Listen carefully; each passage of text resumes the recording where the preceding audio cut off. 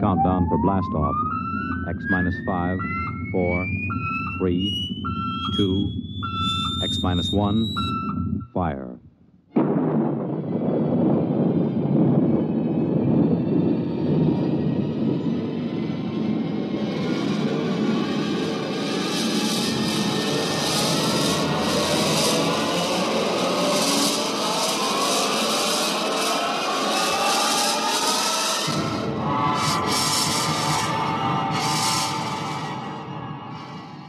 From the far horizons of the unknown come transcribed tales of new dimensions in time and space. These are stories of the future, adventures in which you'll live in a million, could be years, on 1,000 maybe worlds. The National Broadcasting Company, in cooperation with Galaxy Science Fiction Magazine, presents X minus 1.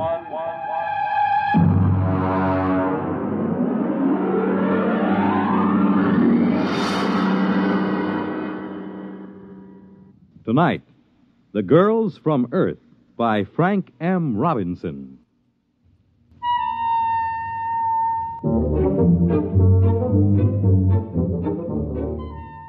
Mike McDonald is the name. Firm of Beagle and McDonald, Interplanetary Promotions, number 1 Park Avenue, New York.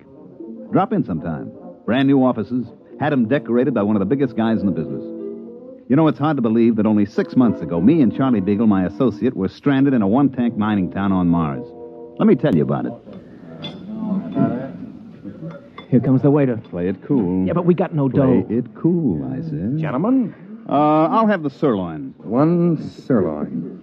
Earth or Martian? What's the difference? Well, the Earth sirloin's from genuine steers, $24 a pound. The Martian sirloin's from the domestic sloofer, $2. Charlie, you ever tasted sloofer? We'll have the domestic. Very good. A beverage? Johnny coffee?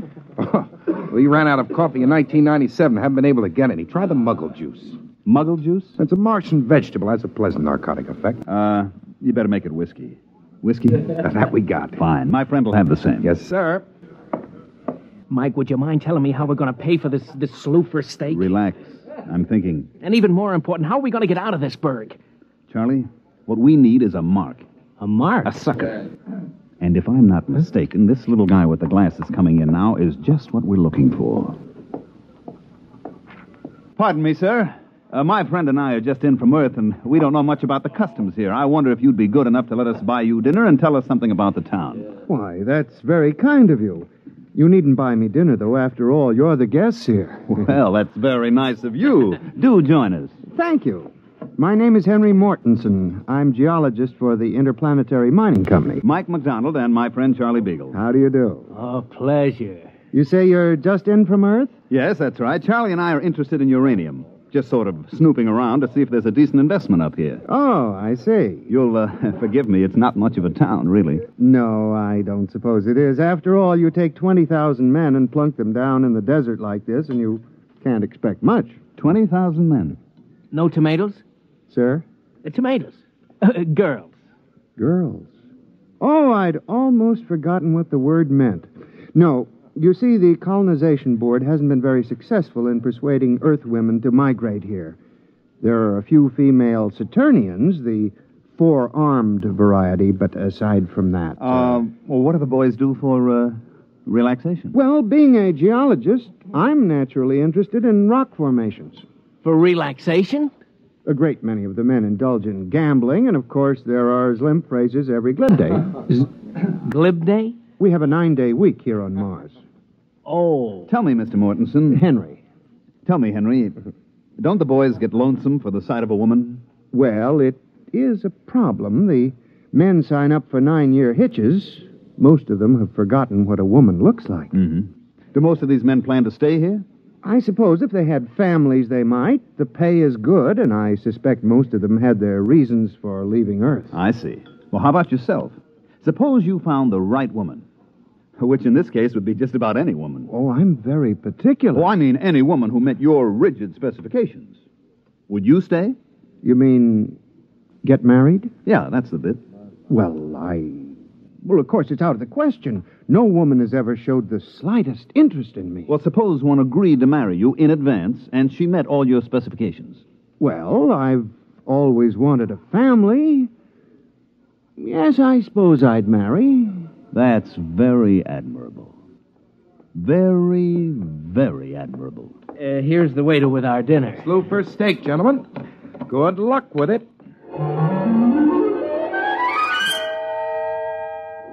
Henry picked up the tab, and we got a rough idea how much cash these guys on Mars pack around with them.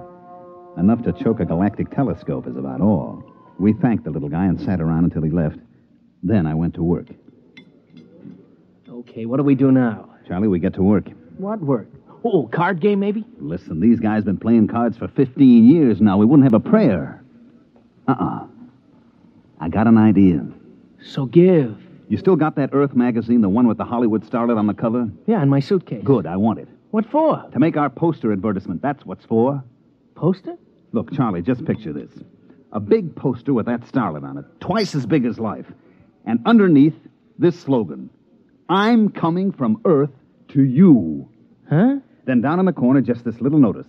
Applications will be accepted at Beagle and McDonald Agency. Well, it's great. But what is it? What is it? Just the most colossal promotion scheme ever devised by man, that's all. But what are you promoting? The easiest thing in the world to promote. And the hardest.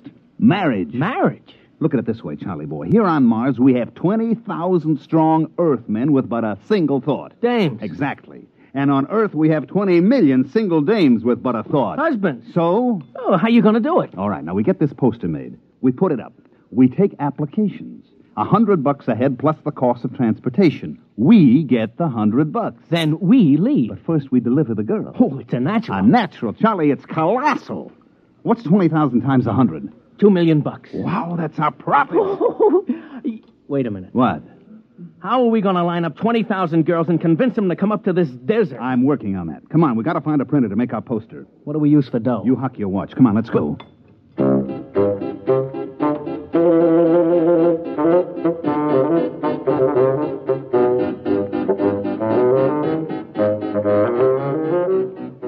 We got the poster made, and it is a beaut. The artist threw in some extra fullness in the lips and stuck a glass of champagne in one hand. The next step was to rent a little field tent right outside the mining camp. We stuck the poster in front of it and waited for the guys to get through work. Hey, Tom. Hey, dig this. What do you say we sign up? What for? Well, whatever they're selling inside. Oh, I don't know. Well, come on. What have we got to lose? You gentlemen interested in matrimony? Marriage? That's what we're selling, boys. To her? Or anybody your heart desires. Just step inside, fill out the specification chart, pay your fee, and we deliver. On the level? On the level. Well, what do you say, Tom? It's worth a gamble. Right this way, gentlemen. Mr. Beagle will take care of you. No sooner said than done, gentlemen. Step right this way and live.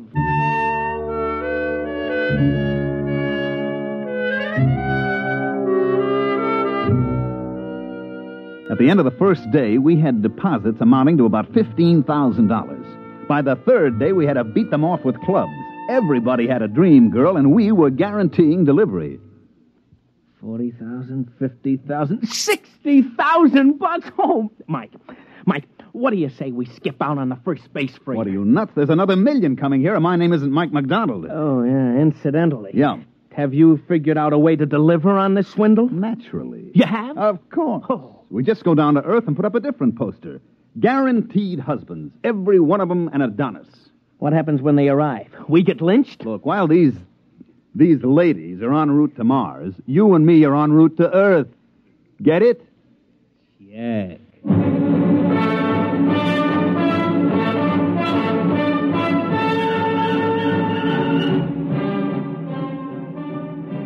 I radio phoned a friend of mine down on Earth and had him place an ad in the New York papers the next day, complete with a picture of a handsome Martian uranium miner and a caption that read, "Husbands are waiting on Mars." When the next space liner rolled in, it brought the list of lady applicants from Earth, complete with photographs and background.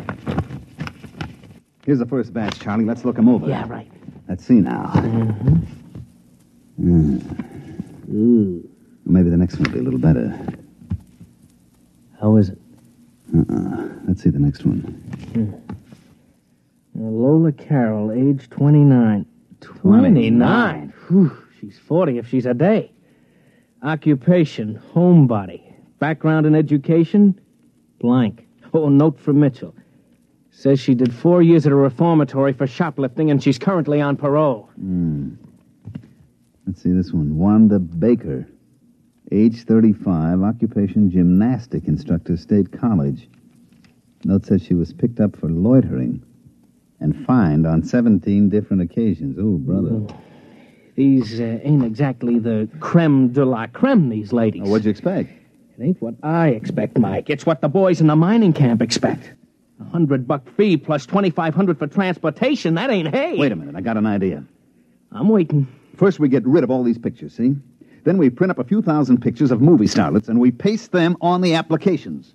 We make a few changes in the statistics, such as age and so on, and we're back in business. You know, Mike, I used to think you were about as crooked as a one-armed bandit, but I don't think it anymore. I know it.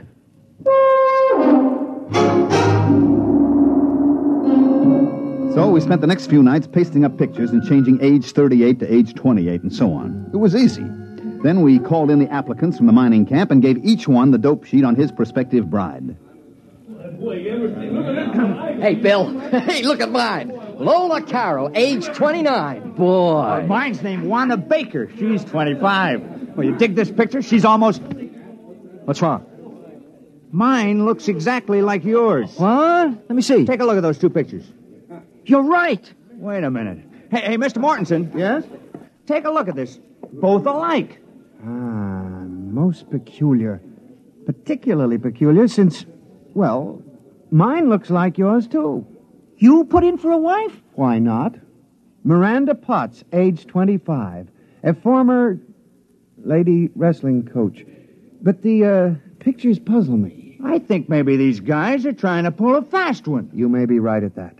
Come, gentlemen, let's pay a visit to our benefactors, Mr. McDonald and Mr. Beagle.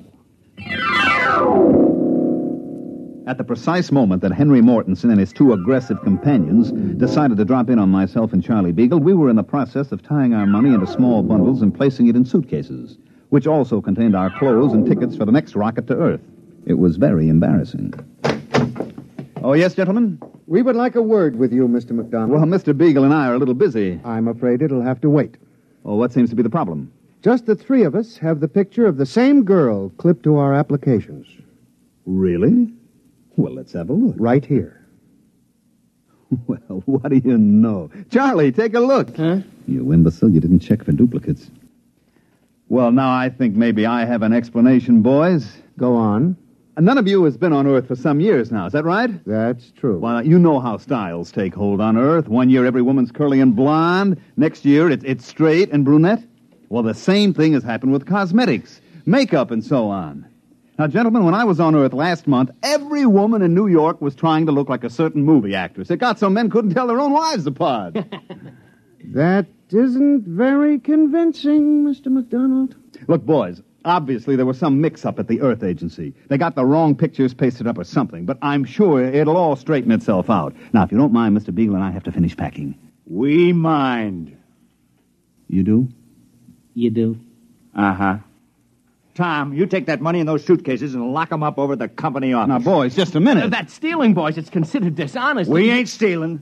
We're just keeping the stuff in escrow, you might say. Till when? Till the rocket ships get here with the girls.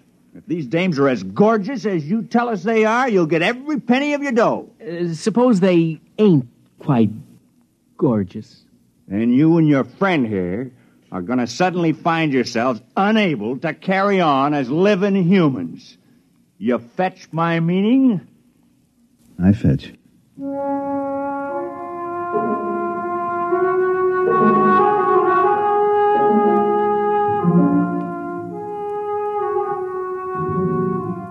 Well, this caused a small dilemma in me and my partner, Beagle. The problem was easy to state. We had sold these guys on the idea that they were engaged to be wedded to an assortment of lovely, desirable, attractive young girls from Earth. The contingent from Earth, on the other hand, was made up mainly of frustrated, lonely women and a goodly portion of female criminal types.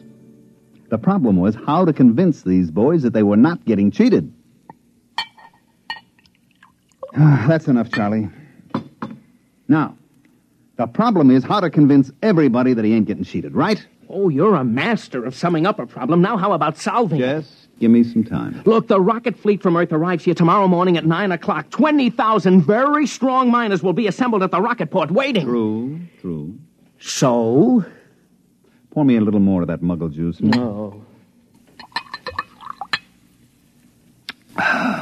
Muggle juice. We could get them all drunk on muggle juice, mass hypnotize them. I'm dreaming. So what do we do? I could make a speech, appeal to their better selves, say these poor, unfortunate women need love and affection, something they've never had. Uh-huh.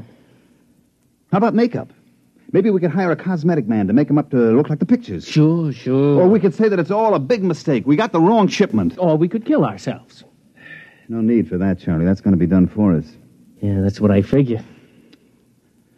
Well, it's been a short life and a merry one. Drink up, Charlie. For tomorrow we die.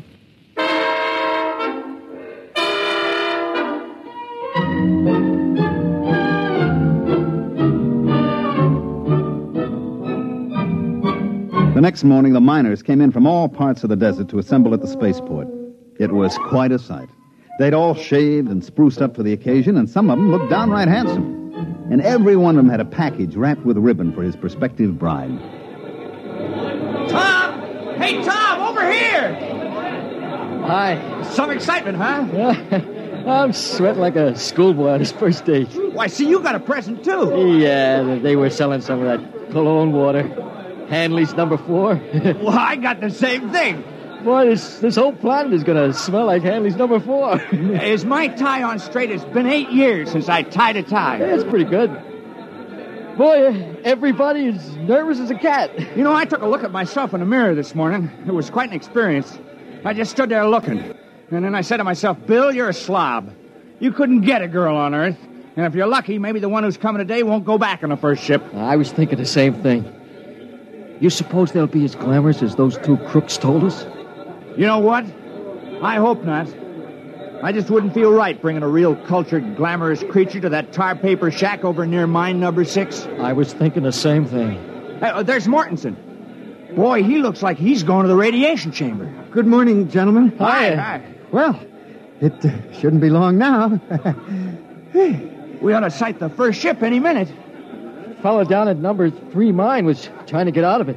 He was so sure his girl'd be disappointed. Well, maybe they won't expect so much. Oh, here it comes! Attention, all men waiting to receive wives. The Earth-Mars convoy, Operation Big Date, is approaching the landing area. Please stand behind the fire screen until the ships are all landed. And good luck.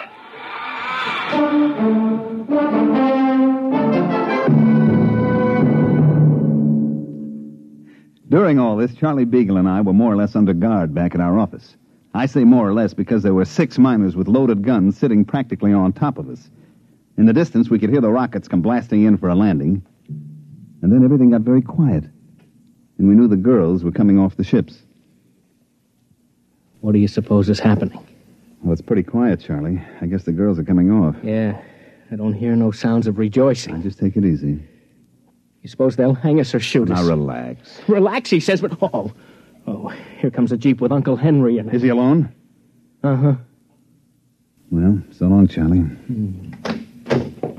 Gentlemen? Now, look, Mr. Mortensen, this can all be explained. There was an error and the wrong girls got shipped, Don't try to explain it, McDonald. But you can't just kill us without even a trial. I mean, it isn't just. Who said anything about killing you?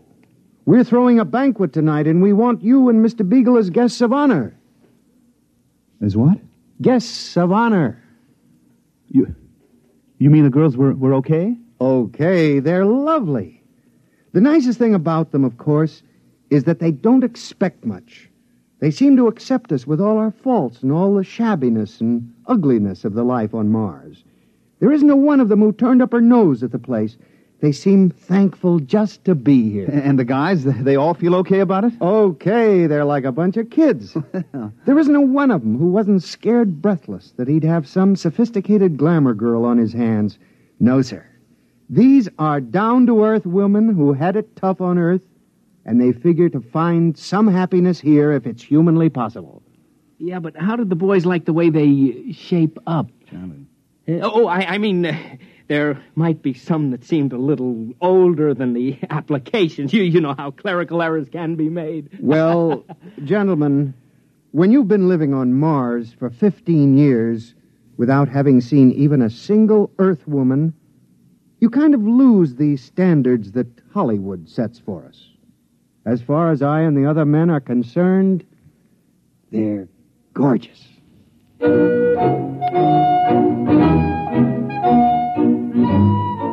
Well, that's the story, which proves you can sell a guy a gold brick that's made out of lead, and sometimes you find out the poor sucker likes lead even better than gold. Charlie Beagle and myself made a small fortune on the deal, like I said before. I made a trip back to Mars last month just to satisfy my curiosity, and you know what? I never saw a happier bunch of people in all my life. Hey, by the way, Henry Mortensen and the lady wrestler are having a kid. They're going to call it Mike if it's a boy, and Michelle if it's a girl.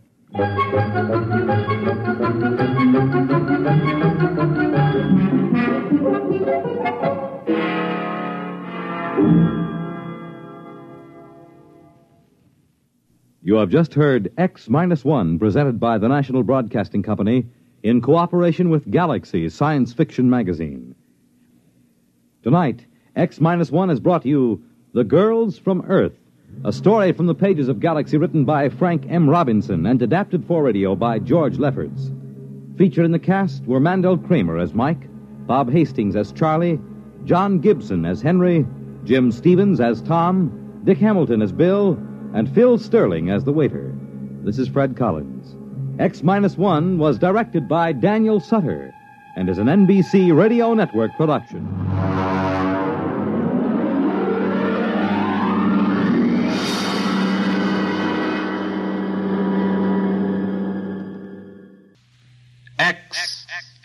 X-1